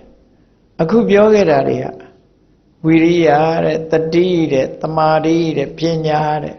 the Wawa diarin. That da we are the deed, the Mari Pina. Say so Ari. Eri the Wawa diariha. Tu sound sound genetu, tu function netu. Tu yes, how you muria, the Kunadu do jow. Tadaga Sego, Chilin Sede, Piata Sede, Sompia Sede. Viriaga, Topan Kuni Pede, Tonta Pede, Tadiga Maya Sede, Tamadiga. Usamu pere, Susi pere, Pianaga Leon pere, so or Losamuri. Didawa de area, say Tema, Sonya Nejado let, Kunedaku, Duni Mumishija, Throye, Sonya Chedia, the Kunedaku do. Madu Usara Senaji. Hoyi go count mango chilla. Call my ma, Mature, Sons of Moody, Sutara, so the about. Yasiga, Miamu, Sons of Jamu to Macanayo. No, Majada, Majanayo, Neo Memiene. To got me in Gesa, saw it. Naga, a mango judging Gesa, saw it. Nakonga, a Nangesa, Nashu Jinkesa. Leaga, a Yada Gesa. Can I go at Titri Moon? Oh, now got Sensare Lupioma, Kizagane Piora, no. Pinya Sensar. Edo Yasi Nana, Sure, a Yamuturia, Komaima sheet. Eraria, the Kuneku, Sansa Mutu Lalasum, do. Minzia Shin yellow, Jazia Shin na, and Nakanzia Shin Naka. Laya Chizia Shin Layasa, Maduja, Utukunaku. Era Lube, Ku, Tada Wiria, the Deep, the Madi, Piena Sure, Tidwawa Diaria, Tukasana to Soyaja. Those are Saitakurema, those, Turu Picha. Saitakuma, Shindre Biro, Soyaneja. Era ne Batavi to a Mema, Nana Tama Ikakesa. Matudo leve. No, tu cái sao tu sau nhất tổ lệ về, chú biết thon là đấy cả khu đấy về, đó, thì đi à, ဥပမာမျက်စိကမြင်တယ်နားကကြားတယ်နှာခေါင်းကအနံ့ရှူတယ်လျှာကအလေးရက်တယ်ဘာလို့တုံးဆိုသိတယ်ပေါ့သိချင်းဆိုတာတစ်ခုပဲဖြစ်ပေါ်လာတယ်အကျိုးကဘာပဲဆိုတာသိသွားတယ်လေစားကိုမျက်စိကကြည့်ရင်အတွေ့အကြုံရနေလို့ဒါစားလို့ရမ်းပြောတာအဲ့ဒါတခါတလေတရားဖြစ်ခြင်းဖြစ်စားတဲ့တရားမှားခတ်တယ်လေတခါတလေအဲ့တော့မိဖို့ကြောင့်လည်းသွားပြီးတော့ခြာစေးနဲ့ဟိုတဲ့နဲ့လည်းပဲမှုန့်နဲ့လည်းသွားမထားနဲ့ဟိုဒုက္ခရောက်တတ်တယ်ပဲမှုန့်ထင်ပြီးတော့အဲ့ခြာစေးနဲ့အတုတ်သုံးပြီးသွားရင်တော့သေပြီးသားမှတ်ပြီးတော့တကယ်မှားဘူးတာကိုပြောတာနော်အဲ့ဒါရှိတယ်တကယ်မှားတာမိဖို့ကြောင့်လည်းမှအစိတ်တွေနဲ့ရောပြီးတော့မထားသင့်ဘူးစားတဲ့တရားမှားခတ်တာတော့ခဏခဏကြုံဘူးတာအဲ့တော့ဒီကိစ္စတွေဟာတခုစီဆောင်ရွက်တာဖြစ်တော့လည်းပဲဘာဖြစ်လဲဘာဆိုတာသိတာကြတခုတည်းပဲเนาะမျက်စိကနေမြင်ပြီးတော့လည်းသိတယ်နားကကြားပြီးတော့လည်းသိတယ်နှာခေါင်းကနမ်းရှုပြီးတော့လည်းသိတယ်ခန္ဓာလျှာကလျက်ပြီးတော့လည်းသိတယ်အတွေ့အကြုံရခံမှန်းတာဉာဏ်နာအဲ့ဒါလိုပဲအခုတတ္တဝိရိယတတိသမารိပညာဆိုတဲ့ဒီသဘောတရားတွေနဲ့ပတ်သက်ပြီးမိလိန်နာမင်းကြီးကမေးပြန်ဗန္တိနာဂတေနာဣမေဓမ္မာဒီအခုပြောခဲ့တဲ့တတ္တကုသိုလ်တရားတွေတတ္တဝိရိယတတိသမารိပညာဆိုတဲ့ဒီကုသိုလ်တရားတွေဟာနာနာတန္တာတစ်ခုနဲ့တစ်ခုမတူကြဘူးတဲ့ဧကံအဋ္ဌံအဘိနိဗ္ဗာထင်တိတစ်ခုနဲ့တစ်ခုသဘာဝချင်းမတူတော့လည်းပဲအကျိုးကိစ္စပြီးတာကြတော့တစ်ခုတည်းကိုဖြစ်စေနိုင်တယ်ဖြစ်စေနိုင်ကြတယ်မဟုတ်လားတဲ့နော်အလုံးဟာတစ်ခုနဲ့တစ်ခုသဘာဝချင်းမတူတော့လဲအကျိုးတစ်ခုကိုတော့တူညီသောအကျိုးတစ်ခုကိုတော့ပြီးစေနိုင်ကြတယ်မဟုတ်လားဆိုအာမမဟာရဇဟုတ်တာပေါ့ဖြစ်နိုင်ဧကံအဋ္ဌံအဘိနိဗ္ဗာန်တိကျိုးကိစ္စတစ်ခုတည်းကိုပဲပြီးအောင်လုပ်သွားကြတယ်ဘယ်ကိစ္စတော့ဆိုကိလေသာကိုဖယ်ရှားခြင်းကိစ္စကပ္ပဋ္ဌာန်းတရားအားထုတ်ပြီးဆိုလို့ရှိရင်သူတို့စုပေါင်းပြီးတော့လုပ်သွားတယ်ဖယ်တာကိလေသာပဲဖယ်မှာပဲနော်ဖယ်တာကိလေသာပဲဖယ်တတ္တဝိရိယတတိသမารိပညာတွေစုပေါင်းပြီးတော့အလုံးလုံးလိုက်ကြတယ်ဘိုင်ကြီး7ပါးနဲ့ပြောမယ်ဆိုရင်သမ္မာဒိဋ္ဌိသမ္မာသင်္ကပ္ပသမ္မာဝါယာမသမ္မာတတိသမ္မာသမာဓိဆိုတဲ့မဂ်ခင်5မျိုးစုပေါင်းပြီးတော့အလုံးလုံးလိုက်ကြတယ်ရှုမှတ်တယ်နောက်ဆုံးမှာရလက်ကဘာလို့ဆိုကိလေသာကိုဖယ်ရှားခြင်းပဲတွေ့တာမှုကိုဖယ်ရှားတယ်မုန်းတိမှုကိုဖယ်ရှားတယ်မသိမှုတွေကိုဖယ်ရှားတယ်ဖယ်ရှားခြင်းဆိုတဲ့အကျိုးတစ်ခုတည်းပဲဖြစ်ပေါ်စေတယ်မဟုတ်လားဟုတ်တယ်အဲ့ဒီမှာမိလိန်နာမင်းကြီးကထပ်မေးတယ်ကထံပန္တိဣဝေဓမ္မာ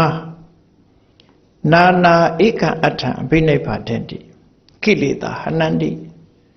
ဒီသဘာဝတရားတွေဟာတစ်မျိုးစီမတူညီတဲ့အရာတွေဖြစ်တော့လဲကိလေသာကိုဖယ်ရှားခြင်းလို့ဆိုတဲ့အကျိုးတစ်ခုတည်းကိုဘယ်ပုံပြီးစေတာတော့အရှင်ဘုရားဥပမာလေးနဲ့ရှင်းပြပါအောင်တဲ့ဥပမာနဲ့ရှင်းပြပါအောင်ဆိုရှင်နာဂသေနာရှင်းပြတယ်ယထာမဟာရာဇသေနာနာနာတန္တာ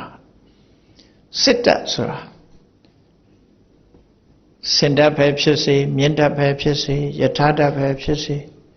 ခြေတိတတ်ပဲဖြစ်စေခဏိခေကြတော့အမြောက်တတ်ပဲဖြစ်စေတန်ကြကာတတ်ပဲဖြစ်စေရိုင်းဖဲတတ်ပဲဖြစ်စေပေါ့နော်ခဏိခေဖွဲ့စည်းပုံနဲ့ဘယ်လိုတတ်မျိုးပဲဖြစ်စေရေတတ်ပဲဖြစ်ဖြစ်လေတတ်ပဲဖြစ်ဖြစ်ခြိတတ်ပဲဖြစ်ဖြစ်အဲ့ဒီစစ်တတ်တွေဟာနော်စစ်တတ်တွေဟာအကျိုးတစ်မျိုးတည်းကိုပဲဖြစ်ပေါ်စေတာတဲ့ဘာလို့ဆိုရင်စစ်ပွဲမှာရန်သူကိုအနိုင်ရခြင်းပဲရန်သူကိုနိုင်အောင်တိုက်လိုက်ခြင်းဟာတခုတည်းသောအကျိုးပဲအမြောက်နဲ့ပြစ်တာပဲဖြစ်ဖြစ်ဘာလဲပြစ်တာပဲဖြစ်ဖြစ်ရန်သူကိုနိုင်အောင်လုပ်တာတခုတည်းပဲလေအဲ့ဒါလို့ရန်သူကိုချိုးနှိမ်ပြစ်ခြင်းလို့ဆိုတဲ့ကိ ကိစ္စတစ်ခုတည်းကိုဆောင်ရွက်တာအဲ့ဒါလိုပဲမင်းကြီးတဲ့ဒီတရားတွေဟာတဘာဝအဖြစ်မတူညီကြတော့လည်းပဲအကျိုးတစ်မျိုးတည်းလို့ဆိုရတယ်ကိလေသာကိုဖယ်ရှားခြင်းကိစ္စမှာတော့အလုံးဟာတူညီကြတယ်လို့အလုံးကကိလေသာကိုဖယ်ရှားခြင်းဆိုတဲ့ကိစ္စမှာတူညီသောဆောင်ရွက်မှုတွေရှိကြတယ်အကျိုးတစ်ခုပဲဖြစ်တယ်ဆိုတော့မိလိန်နာမင်းကြီးကသဘောကျသွားပြီကံလောတိဗန္တိရှင်ဘုရားဖြေတာတင့်တော်ပါတယ်ကျင့်တတ်ပါတယ်လို့လက်ခံလိုက်အဲ့တော့ဒီမေကုန်းနေနဲ့ပတ်သက်လို့သူကဒါပြီးသွားတယ်အလုံးမေကုန်းပေါင်းဒီနေရာမှာ16ခုဖြစ်သွားတယ်16ခုတစ်ခုနဲ့တစ်ခုတော့ချိတ်ဆက်ပြီးတော့မေးသွားတာပဲသူမေကုန်းပေါင်း16ခုအဲ့16ခုထဲမှာမိလိန်နာမင်းကြီးမေးတာကတော့15ခုဟိုအနန္တကာယဆိုတဲ့အမတ်ကြီးမေးတာတစ်ခုပါနေတယ်အဲ့တော့အလုံးပေါင်းတော့16ခုမေကုန်းပေါင်း16ခုမေးလို့ပြီးသွားပြီအေးနောက်18ခုမြောက်မေကုန်းတစ်ခုတော့သူမေးတယ်ဘာနဲ့ဆက်ဆက်လာတော့ဆိုလို့ရှိရင်ရှင်နာဂသေနာကိုမေးတဲ့အခါမှာရှင်ဘုရားသေသွားပြီးတဲ့နောက်ပြန်ပြီးတော့မွေးဖွားတဲ့လူမမွေးဖွားတဲ့လူနော်ရှိသလားဆိုမေးကုန်မေးအေးသေသွားတဲ့ပုဂ္ဂိုလ်တွေဟာပြန်ပြီးမွေးတဲ့လူလည်းရှိတယ်ပြန်မမွေးတဲ့ပုဂ္ဂိုလ်လည်းရှိတယ်ဘယ်သူတွေကပြန်မွေးပြီးဘယ်သူတွေကပြန်မမွေးတာတုံးဆိုကိလေသာမကင်းသေးရင်ပြန်မွေးမယ်တဲ့ကိလေသာမကင်းသွားပြီဆိုရင်ပြန်မမွေးတော့ဘူးလို့သူဖြေခဲ့တယ်ပေါ့နော်ဟုတ်ပြီကဲကိလေသာမကင်းလို့ပြန်မွေးပြီဆိုတဲ့ပုဂ္ဂိုလ်တယောက်နဲ့ပတ်သက်ပြီးသူကမေခွန်းနေမေးပဲအဲ့ဒီမေခွန်းကိုဓမ္မတန္တတိမေခွန်းလို့ခေါ်တယ်ဓမ္မဖြစ်စဉ်ကြီးတစ်ခုတဘာဝဖြစ်စဉ်ကြီးတစ်ခုနဲ့ပတ်သက်ပြီးမေးပဲလူဆိုတာ online လို့ပြောခြင်းပြောလို့ရတယ်တရားတူမှာသူ့ line နဲ့သူသွားနေတာမရောထွေးဘူး line မပူဘူးเนาะ line ပူရင်လည်းရှုပ်ကုန်မှာပေါ့ကို line နဲ့ကိုသွားနေတာကို line နဲ့ကိုသွားတာစိတ်သာချ line မပူဘူးသိချရှော့မဖြစ်ဘူးเนาะကို line နဲ့ကိုသွားနေကြမှာတန်တရားထဲမှာကို line နဲ့ကိုသွားတာအဲ့ဒီမှာဖြစ်စဉ်ကြီးတစ်ခုနဲ့သွားနေတဲ့အခါမှာလူတယောက်မှာဖြစ်စဉ်ကြီးတစ်ခုနဲ့သွားနေတာနဲ့ပတ်သက်ပြီးဓမ္မတန္တတိဒီ natural process လို့ပြော nature's process nature ရဲ့ဖြစ်စဉ်ကြီးတစ်ခုတရားတူပဲဆိုပါစို့လူတယောက်ပဲဆိုပါစို့အဲ့ဒါနဲ့ပတ်သက်ပြီးသူကမေးခွန်းတစ်ခုမေးတယ်ဗန္တေနာဂသေနာယောဥပ္ပစ္စတိသောဧဝသောဥရဟုအညောလူတယောက်သေပြီးတော့မွေးလာတဲ့ဆိုလို့ရှိရင်တဲ့အဲ့မွေးလာတဲ့လူဟာအဲ့သေသွားတဲ့လူပဲလားသို့မဟုတ်နောက်တစ်ယောက်လားဒီမေကုန်းမေးတာနော်သေသွားတဲ့လူပဲပြန်မွေးတာလားသို့မဟုတ်နောက်တစ်ယောက်လားဒီမေကုန်းမေးတယ်မေးတော့ရှင်နာဂသေနာတူတူပဲဖြေလိုက်တယ်နာသသောနာသအညောဒီလူလည်းမဟုတ်ဘူးတခြားလူလည်းမဟုတ်ဘူးနော် double negative နဲ့ဖြေတာ neither he nor others neither the same person nor different person သူလည်းမဟုတ်ဘူးတခြားလူလည်းမဟုတ်ဘူးမရှိဘူးရှိတဲ့ကားဆိုတာကြနော်အဲ့တော့သူတယောက်သူလည်းမဟုတ်ဘူးတခြားလူလည်းမဟုတ်ဘူးလို့ဖြေတော့ဥပမာကရောဟိအရှင်ဘုရားဥပမာနဲ့ရှင်းပြပါအောင်တဲ့ဥပမာနဲ့ရှင်းပြပါအောင်ဆိုတန်ကိမညတိမဟာရသရှင်မင်းကြီးဘယ်လိုအောင်းမေ့တယ်လဲတဲ့ရှင်မင်းကြီးထင်တဲ့အတိုင်းဖြေကြည့်ပါယထာတွန်တဟရောသောယေဝတွန်ဣတရဟိမဟန္တောမိလိန်နာပေါက်စလေးကမိလိန်နာအကြီးကြီးဖြစ်လာတာလားဆိုမေးခွန်းမေးတာနော်ငယ်ငယ်လေးတုန်းက ရှင်မင်းကြီးပဲအခုဟာအသက်အရွယ်ရတဲ့မိလိန်နာမင်းကြီးလားလို့နော်ငယ်ငယ်တုန်းကမိလိန်နာမင်းကြီးပဲလားငယ်ငယ်တုန်းကမိလိန်နာမင်းကြီးဆိုလို့ရှိရင်လေသူကကလေးပေါက်စားအခုချိန်မိလိန်နာမင်းကြီးကကလေးပေါက်စားမဟုတ်ဘူးနှခမ်းမွေးကြီးနဲ့မုတ်စိတ်မွေးကြီးတွေနဲ့ငယ်ငယ်တော့မုတ်စိတ်မွေးမပါသေးဘူးလေနော်အဲ့တော့ငယ်ငယ်တုန်းကကလေးပေါက်စားလေးကဒီမိလိန်နာမင်းကြီးလားလို့ဆိုဘုရင်ကြီးကသူကအယုခံတိုင်းပဲသူကဖြေလိုက်တယ်နာဟိပန္တိမဟုတ်ပါဘူးတဲ့အညောသောဒေရောအညောအဟံဣတရဟိမဟံတော်ငယ်ငယ်တုန်းကဟာကတခြားအခုမိလိန်နာမင်းကြီးဖြစ်နေတာကတခြားလို့သူပြောလိုက်တာအဲ့လိုသူတူတယ်လို့ပြောလို့မှရမှာမရတာတူတယ်လို့ပြောလိုက်လို့ရှင်လေဟေးပေါက်စာလေးမိလိန်နာပေါက်စာတော့ကနှခမ်းမွေးမှမပါတာအခုနှခမ်းမွေးကားကြီးနဲ့ဖြစ်နေဘယ်လိုလုပ်တူမှာတော့မိလိန်နာပေါက်စာလေးကသေးသေးလေးလေခုမိလိန်နာအကြီးကြီးထွားထွားကြိုင်ကြိုင်ကြီးဆိုဘယ်လိုလုပ်တူမှာအဲ့တော့သူကဖြေလိုက်တာတော့အညောတော်တေရောတဲ့ငယ်ငယ်လေးကတခြားလူအခုကြီးလာတော့လေတခြားလူပဲဖြစ်တယ်လို့အဲ့လိုဖြေလိုက်တော့အဲ့တော့ရှင်နာဂသေနာကအဲ့မှာသူဖြေဆိုချက်ပေါ်မှာထပ်ပြီးတော့အခြေတင်နဲ့ထပ်ပြီးတော့မေးခွန်းတွေထုတ်ပြန်တယ်ဒီနေ့ကတော့ရှင်နာဂသေနာအလှဲ့ပဲပေါ့နော်မိလိန်နာမင်းကြီးရဲ့ဖြေဆိုချက်ပေါ်မှာစောရကတက်လိုက်တယ်။ဘာစောရကတက်တာ။ဧဝံတန္တေမဟာရာဇအရှင်မင်းကြီးဒီလိုဆိုလို့ရှိရင်တဲ့မာတာတိပိနဝေသတိမိလိန်နာရဲ့အမေဆိုတာမရှိနိုင်ဘူး။အဲဆိုမိလိန်နာပေါက်စားလေးသာ။ပိတာတိပိနဝေသတိအဖေဆိုတာလည်းမရှိနိုင်ဘူးတဲ့။နော်။အာစရိယောတိပိနဝေသတိဆရာဆိုတာလည်းမရှိနိုင်ဘူး။ခုကြီးတော့သူဆရာမရှိတော့ဘူးလေ။တခါသိပ္ပဝါတိပိအတတ်ပညာရှင်ဆိုတာလည်းဖြစ်နိုင်ဘူးသီလဝါတိကိုချင်းသီလကောင်းသူဆိုတာလည်းဖြစ်နိုင်ဘူးပညာဝါတိပိနဘဝေတတိပညာရှိသူဆိုတာလည်း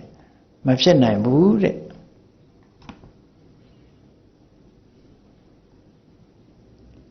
ရှင်မင်းကြီးစဉ်းစားကြည့်နော်တဲ့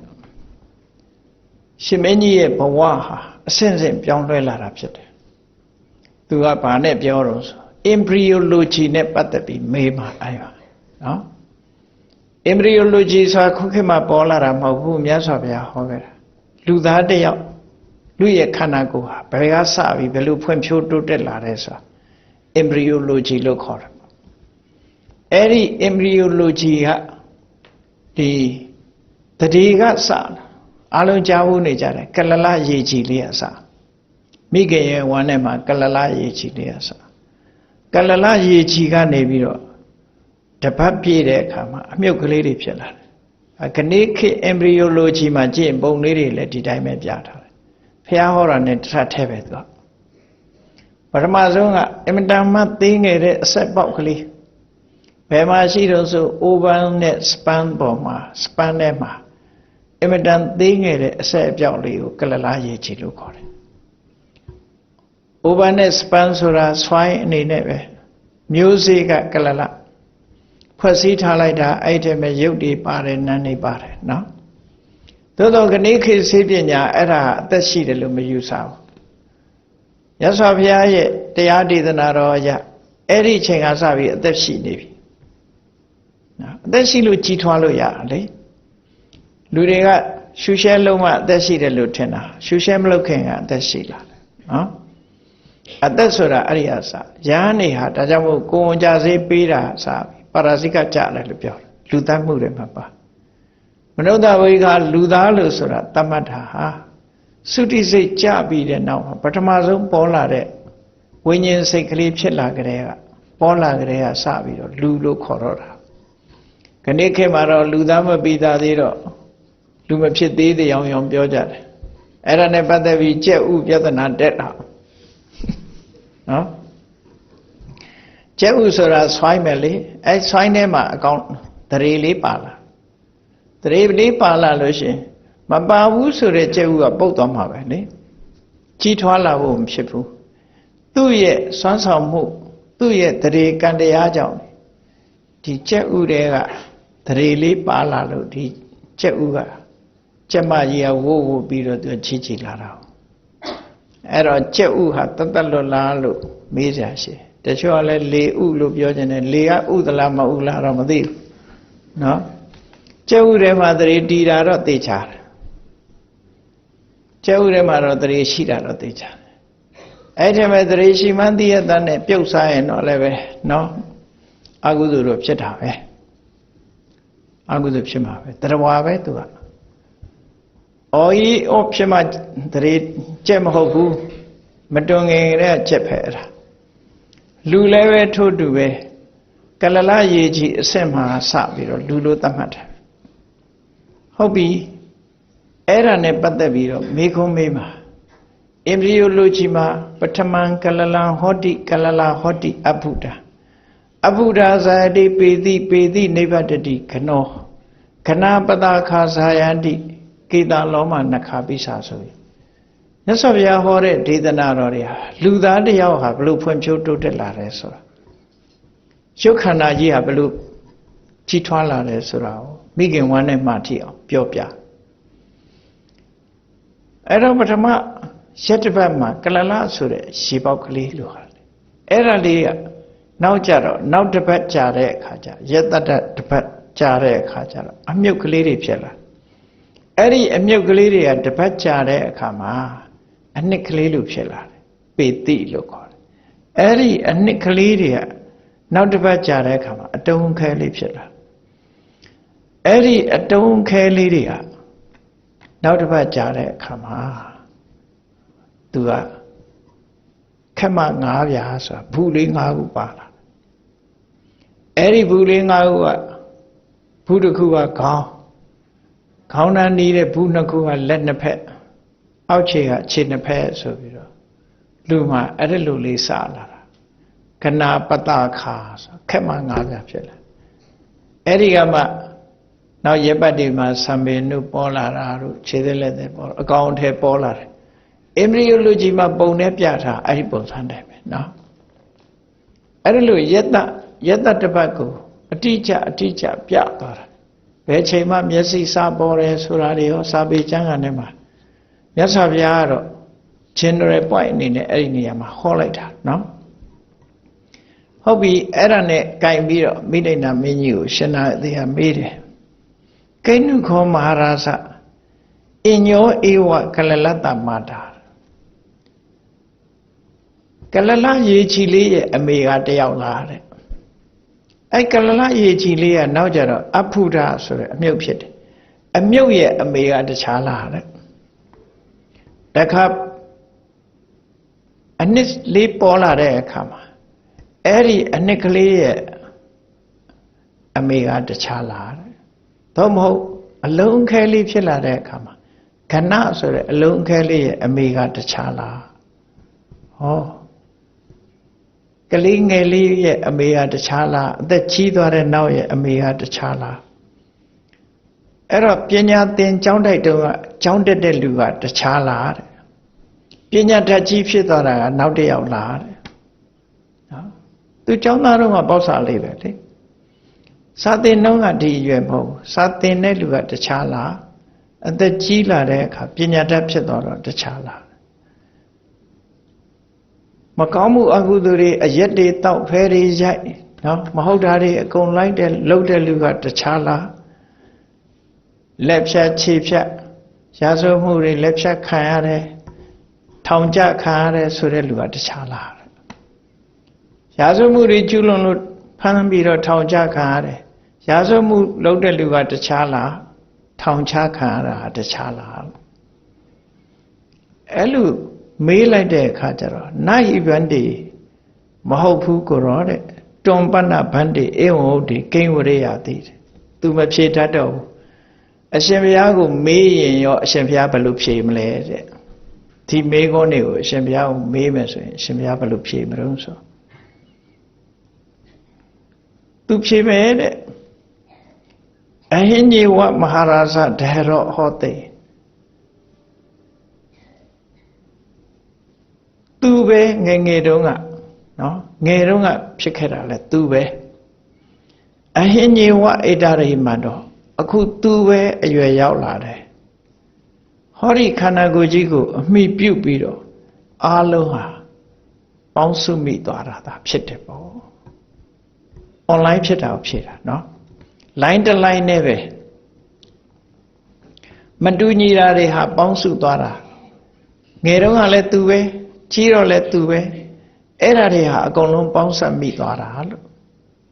ငယ်တော့ကရုပ်တွေကကြီးတယ်ပေါင်းသွားတယ်ပေါ့เนาะငယ်တော့နှခမ်းမွေးမပါသေးဘူးပေါ့ကြီးတော့ပါမှာပေါ့အဲ့တော့နှခမ်းမွေးမပါတဲ့ရုပ်နဲ့နှခမ်းမွေးပါတဲ့ရုပ်နဲ့ပေါင်းမိသွားတယ်ပေါ့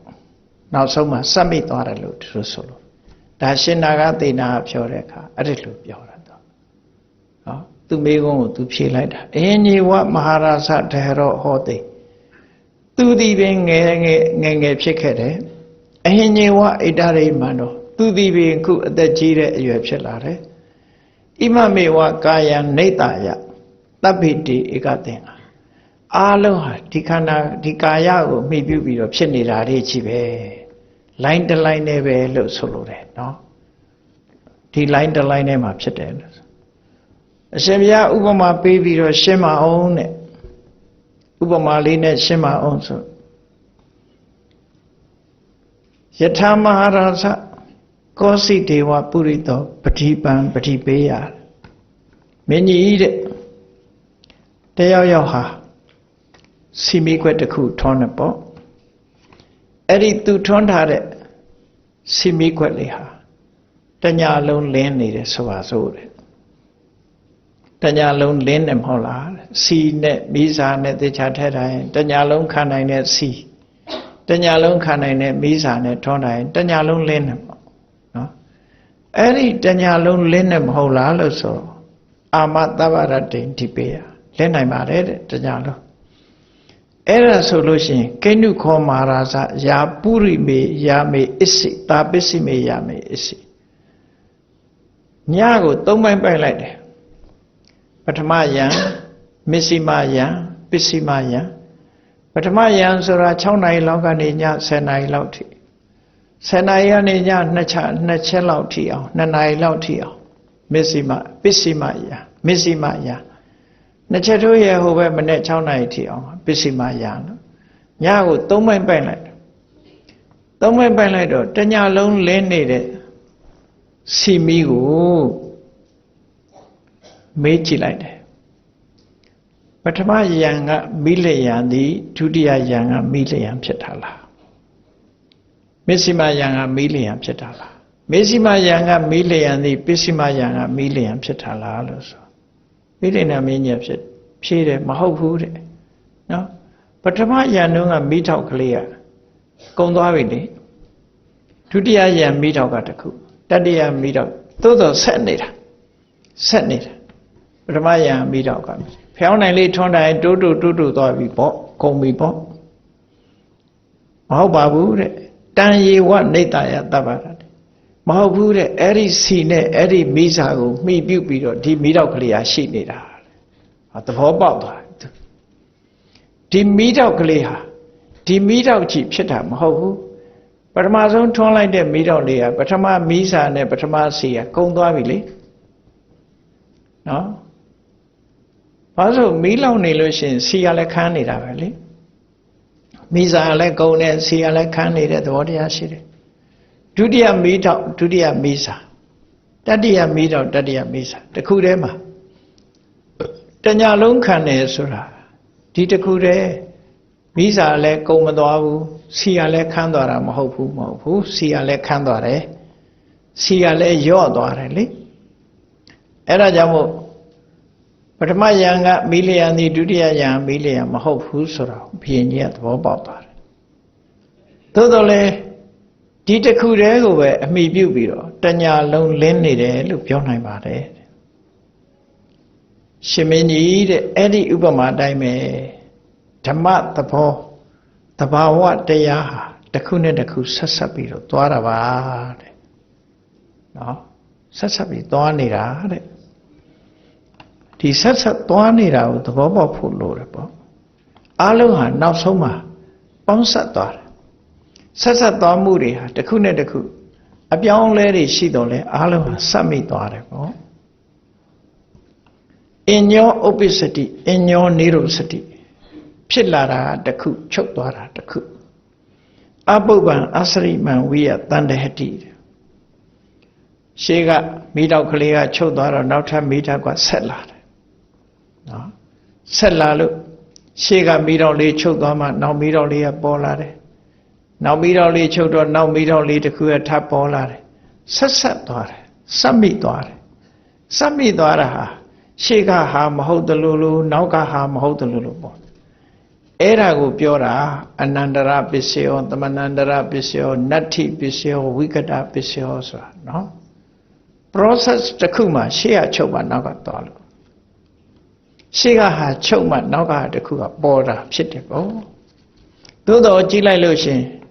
အခုတရားပွဲမှာတရားဟောနေတာပဲကြည့်စဟောတဲ့အချိန်ကနေစအခုတဏှာဤနိဗ္ဗာန်ရှိနေပြီအတန်မပြတ်ချားနေတာသို့တော်ပထမတုန်းကအစအတန်နေရှိသေးလားရှိတော့နောက်တန်နေပေါ့ဒါပေမဲ့တရားပွဲမပြီးသေးဘူးကြားနေရသေးတယ်လို့ပဲပြောကြအဲ့ဒါလိုပဲ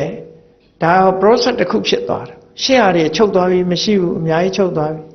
သို့တော့ဒါ process ကြီးတစ်ခုဖြစ်သွားတယ်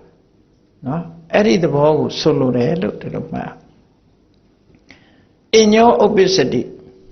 နောက်တစ်ခုကဖြစ်လာတယ် in your nerosity ရှေ့ဟာချုပ်သွားလို့နောက်ဟာပေါ်တယ်ရှေ့အတန်နေချုပ်သွားလို့နောက်အတန်ပေါ်နေတယ်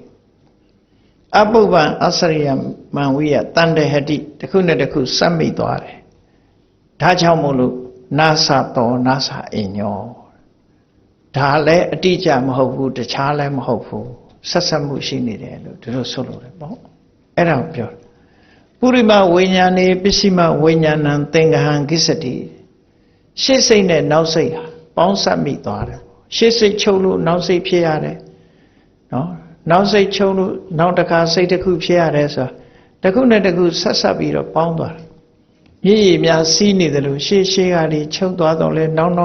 တွေကဆင်ဆက်မပြတ်ပေါ်နေတယ်ဆက်ဆက်မှုရှိနေတယ် online ဖြစ်နေတယ်ဆိုတဲ့သဘောကိုပြောပြတာနော်သို့တော့တစ်ခုတိုင်းလားဆိုတော့တစ်ခုတည်းမဟုတ်ဘူးချုပ်သွားလိုက်ပေါ်လာလိုက်ချုပ်သွားလိုက်ပေါ်လာလိုက်ဖြစ်စဉ်ကြီးတစ်ခုဖြစ်ပျက်အစဉ်ကြီးတစ်ခုသာဖြစ်တယ်ပေါ့အဲ့ဒါလို့ဆိုလို့တယ်အဲ့တော့မိလိန်နာမင်းကြီးကဘိယောဥပမာကြောအရှင်ဘုရားဥပမာထပ်ပေးစမ်းမအောင်လို့ဆိုတော့ရှင်မင်းကြီးတဲ့နွားမတစ်ကောင်ကနိုးညှစ်လိုက်လို့ရှင်နွားနို့ရတယ်နော်အဲ့ဒီနွားနို့ဟာတရက်နှစ်ရက်ထားလိုက်လို့ရှင်ဘာဖြစ်လာတော့ဒိန်ကျင်ဖြစ်လာတတိဆိုဖြစ်လာအဲ့ဒီဒိန်ကျင်ကိုချက်လိုက်တဲ့အခါကျတော့စီဥဆိုဖြစ်လာစီဥဖြစ်ကိုတခါထပ်ပြီးတော့ချက်လိုက်တဲ့အခါကျထောပတ်ဖြစ်လာထောပတ်ဖြစ်ပြောင်းလာပထမနွားနို့ကနေဒိန်ကျင်ကနေပြီးတော့စီဥရဲ့နောက်ကထောပတ်ဒီလိုဖြစ်လာတာဟုတ်ပြောင်းလဲမှုတွေရှိတာနော်နွားနို့ကချင်သွားတော့ဒိန်ကျင်ဖြစ်တာပေါ့အဲ့ဒါလိုပြောင်းလဲပြီးတော့သွားတယ်အဲ့ဒီအခါမှာတဲ့ဒါကိုကြည့်ပြီးတော့ဘယ်လိုပြောမလဲတဲ့နို့သည်ပင်လင်ဒိန်ခြင်းနော်ဒိန်ခြင်းသည်ပင်လင်စီဥသည်ပင်လင်ထောပတ်လို့ပြောလို့ရမလားတဲ့အဲ့ဒါလို့ပြောရင်မှန်ကန်တယ်လို့ပြောလို့ရမလားတဲ့ဘယ်သူမှမပြောဘူးလေနော်နွားနို့ကိုဒိန်ခြင်းလို့ပြောလို့မရဘူးလေနွားနို့ကနွားနို့ပဲလေသို့တော့နွားနို့ကပြောင်းသွားတဲ့အခါဒိန်ခြင်းဖြစ်တယ်တခါဒိန်ခြင်းကိုစီဥလို့ပြောလို့မရဘူးစီဥကနေပြီးတော့ဒိန်ခြင်းကပြောင်းသွားမှစီဥဖြစ်တာစီဥကပြောင်းသွားမှထောပတ်ဖြစ်တာမချက်ဘူးရင်လည်းကိုယ့်အကိုချက်ကြည့်လိုက်တဲ့နဲ့ရတယ်အဲ့ဒီလိုတစ်ခုပြီးတစ်ခုပြောင်းလဲသွားတဲ့သဘောလေးပေါ့နော်အဲ့ဒါကိုနွားနို့သည်ပင်လင်ဒိန်ခြင်းသည်ပင်လင်စီဥသည်ပင်လင်ထောပတ်လို့ပြောလို့ရမလားလို့ဆိုမရဘူးတဲ့မှားတယ်တဲ့အဲ့လိုပြောမှဆို ပြောမယ်ဆိုရင်ဘယ်လိုပြောမလဲလို့ဆိုရင်နွားတို့ကိုအမိပြုတ်ပြီးတော့ပြောင်းလဲဖြစ်ပေါ်မှုလို့ပဲပြောရမယ်ဒီလိုဆိုလို့တယ်တန်ယေဝနိတယတံဗုဒ္ဓံဒါကိုမိပြီးတော့ပြောင်းလာတာလို့ပဲပြောအဲ့ဒီဥပမာအတိုင်းပါပဲတဲ့တဘာဝတရားရဲ့ဖြစ်စဉ်ကြီးတစ်ခုဟာဆက်ဆက်နေတယ်လို့ဆိုလို့တယ်ပေါ့ online ဖြစ်တယ်ဒါကြောင့်မို့ဒီဘဝကလူတယောက်သေသွားလို့ရှိရင်နောက်ဘဝဖြစ်တာဒီလူကြီးပဲလားဆိုအဲ့ဒီကြတော့စဉ်းစားကြည့်စရာဒီဘဝကအမှတ်အသားတွေကနောက်ဘဝပါသွားတော့အဲ့ဒါကြဘယ်လိုပြောမလဲတချို့ဆိုလို့ရှိရင်ဒီဘဝကျွတ်တုတ်ရဲ့သေသွားနောက်ဘဝမှာကျွတ်တုတ်ထားတဲ့ပုံစံလေးပေါ်လာတယ်ဒီဘဝကအမှတ်အသားဟိုမှာပါလာတယ်ဒီဘဝလက်ပြရင်ဟိုဘဝမှာလည်းလက်ပြလေးပါလာတာအဲ့ဒါကြတော့ဘာနဲ့သက်ဆိုင်တော့ဆိုရင်မသေးခင်ကသူ့ရဲ့စိတ်ဆွဲလန်းမှုတွေဖြစ်သွားတယ်ငါလက်ကြီးပြတ်သွားပြီလက်ကြီးပြတ်သွားပြီလက်မပါတော့ဘူးမပါတော့ဘူးလို့သူ့စိတ်ထဲမှာဆွဲသွားတယ်အဲ့ဒီဆွဲလန်းချက်ကြောင့်ဟိုမှာမပါပဲဖြစ်သွားဥပါဒံလို့ခေါ်တယ်ဥပါဒံကြောင့်ဥပရောက်တယ်ဆိုတာအဲ့ဒါမျိုးကျိုးတုတ်ထားရင်တည်သွားတဲ့လူတယောက်လည်းငါကျိုးတွေတုတ်ထားတယ်ကျိုးတွေတုတ်ထားတယ်နော်အမှတ်သားလှုပ်လိုက်ရင်လည်းဒီအမှတ်သားပေါ်မှာသူဆွဲလန်းသွားသေးတယ်ဒီဘဝမသေးခင်တခုကဆွဲလန်းသွားလို့ရှိရင်ဟိုဘဝမှာဖြစ်တတ်တယ်ဒါသဘာဝပဲအဲ့ဒါမပြောနဲ့ဘဝတ္ထုတစ်ခုတောင်ရှိသေးတယ်လေညမပြေမှာတော့ထားပါတော့နိုင်ငံသားမှာအင်္ဂလိပ်ဇနီးမောင်နှံတစ်ပိုင်းအဲ့ဒီမှာအမျိုးသမီးရဲ့အခန်းထဲမှာကပလီလို့ခေါ်တဲ့နီဂရိုရုပ်ကြီးဥရောပသားလက်ပေါ့ဟုတ်တယ်မလားအာဖရိကသားအဲ့ဒီအယုတ်ကြီးကအကြီးကြီးရှိတယ်နေ့စဉ်အဲ့ဓာတွေကြီးပဲမြင်နေတယ်မြင်ပြီးတော့သူကိုယ်ဝင်ရပြီးမွေးလာတဲ့ကလေးကအဲ့ဒီယုံမျိုးကြီးဖြစ်တယ်ဘာလို့ဆိုစိတ်ဆွဲလန်းမှုဖြစ်သွားဒါကြောင့်မို့လို့တရေရှိတဲ့အမျိုးသမီးတွေမှာရုပ်လှလှလေးတွေထားရတယ်တဲ့အယုတ်ဆိုးကြီးသွားထားရင်မျက်နှာရဲ့ရှုပ်နေအရှုပ်မွေးလာတတ်တယ်အဲ့ဒါပြောကြတာပဲလေနော်အဲ့တော့ဖြူဖြူချောချောလေးမွေးခြင်းဖြူဖြူချောချောအယုတ်ကလေးထားအဲ့ထဲမှာအဲ့ဒီပုံစံမွေးတယ်စိတ်ဆွဲလန်းမှုဆိုတာရှိတယ်ဒါဥပါဒံလို့ခေါ်တယ်ပြင်းပြင်းထန်ထန်ဆွဲလန်းလို့ရှိရင်ဒီတိုင်းပဲဖြစ်တယ်ရေနဂါတော့ကပြောဦးတယ်ဘုန်းကြီးတို့ဇာတိရွာမှာတောင်မျိုးသမီးတယောက်ကမွေးလိုက်တဲ့ကလေး2ယောက်ရှိသေးတယ်တယောက်တကယ်ကိုဥရောပသားရုပ်အသားနီဆက်ဆက်မျက်လုံးကအပြာရောင်နဲ့သပင်ကလည်းနီဆက်ဆက်ဗမာစစ်ကမွေးတာဥရောပရုပ်ဖြစ်နေတယ်။ဘာကြောင့်အဲ့လိုဖြစ်ရတယ်လဲလို့အကြောင်းရှာလိုက်တဲ့အခါမှာမြန်မာပြည်ကိုပြင်သစ်ကဆရာဝန်ကြီးတွေလာတယ်။လာပြီးမြေရိုးတစ်လျှောက်မော်တော်နဲ့သွားပြီးကြီးရွာလူတွေကိုလိုက်ပြီးတော့ကာဝယ်ဆေးတွေထိုးပေးတယ်အဲ့လိုထိုးပေးတဲ့အခါမှာဥရောပဖြူဆက်ဆက်ရုပ်ကြီးတွေကိုမကြည့်ရဲဘူးအဲ့ဒီအမျိုးသမီးကကြောက်တယ်ဖိုဘီယာပေါ့နော်လူရဲ့စိတ်ဆိုတာပြောလို့မရဘူးဖိုဘီယာဆိုတာရှိတယ်လေအင်္ဂလိုဖိုဘီယာဆိုတာအင်္ဂလိပ်ကိုကြောက်တာနော်ကလားဖိုဘီယာဆိုကလားကြောက်တာပေါ့ကြောက်စိတ်ဆိုတာထိန်းလို့မရဘူးလေသူကတအားကြောက်တော့ကြေးရွာလူကြီးတွေကအတင်းဆွဲခေါ်ဆေးထိုးခိုင်းအဲ့ဒီစိတ်ကကြောက်ရွံ့လွန်အားကြီးတဲ့စိတ်ကစိတ်ဆွဲချက်ဖြစ်ပြီး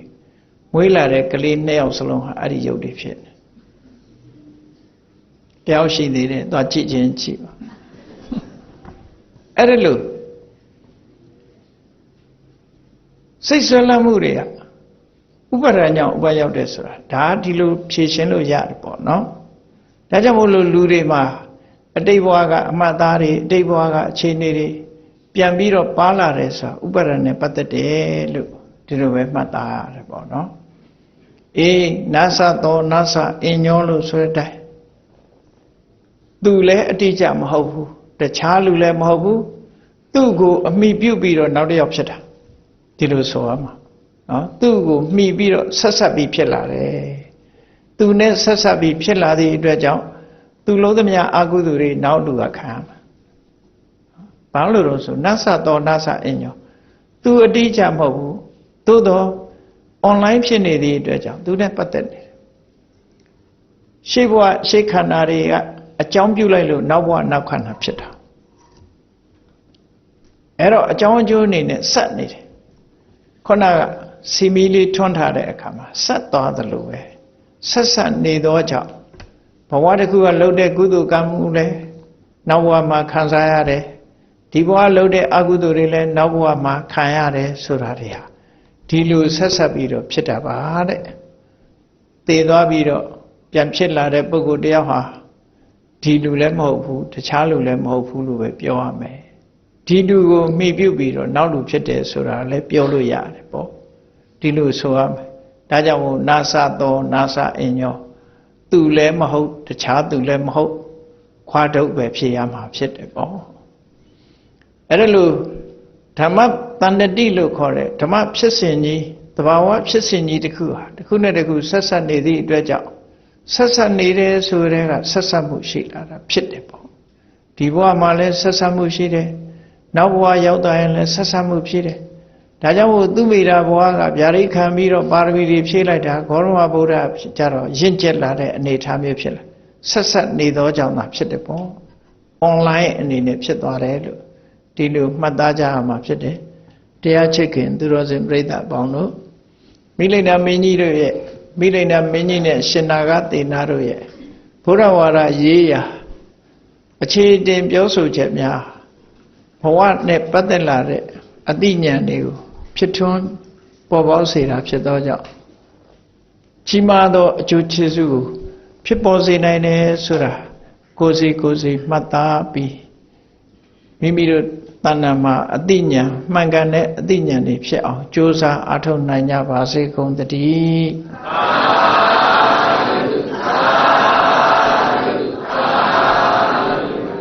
မေတ္တာပို့ရအောင်တတ္တဝါများစွာ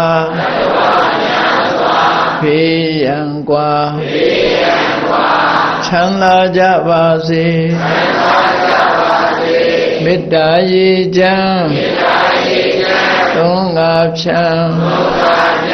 ငြိမ်းချမ်းကြပါစေသက်ရှိချမ်းသာစိတ်ချမ်းသာလူရဆန္ဒပြည့်ပါစေဖုံလန္တာဒုက္ခပင်ကစားမေတ္တာပုံနေတုသင်္ကမမနောတရတိသဗ္ဗေတံဘဝယန္တုဒုက္ခနကမေတ္တာပုံနေတုသင်္ကမ